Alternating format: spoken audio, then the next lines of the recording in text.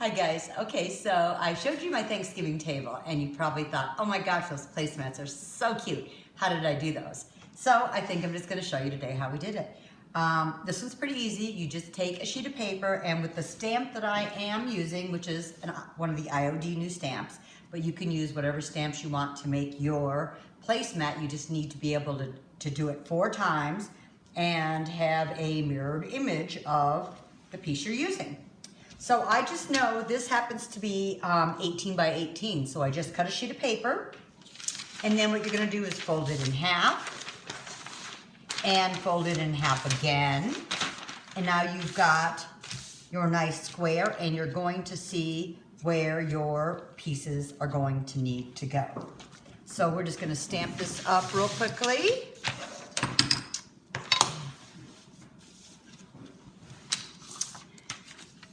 And while I'm stamping this, I'll tell you that I also had done these up as frames.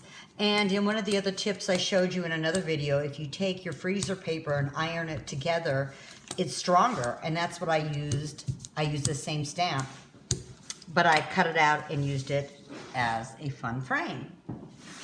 Now also on these, you could put the scroll at the top or at the bottom. I really liked it better on the top. So I have this top piece up there, and this comes down to this other crease right here.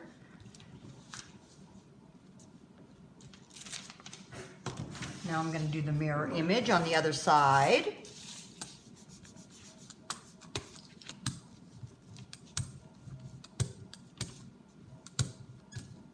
Another thing you could do is if you just want to roll a large sheet of paper down your table, you could just stamp it all the way down.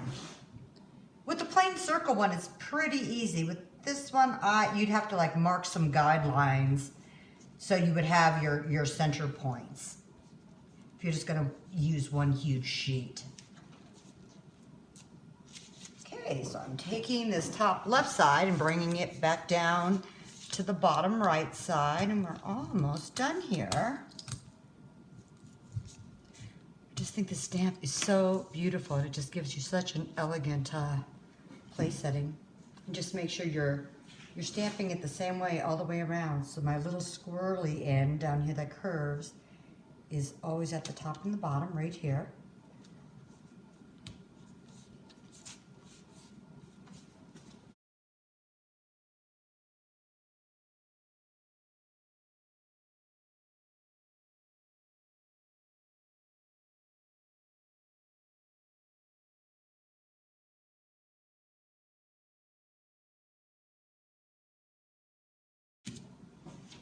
Voila.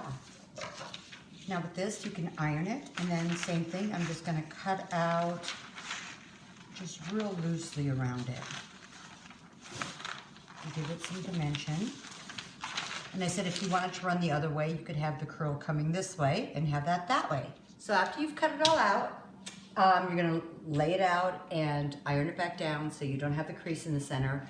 Lay it on your table, get them all done, put your plates down, and you'll have a gorgeous table setting. And remember, if you guys like the ideas that I'm showing you, subscribe to my YouTube channel and you'll keep up to date with everything new we put on. Thanks guys, have a good week.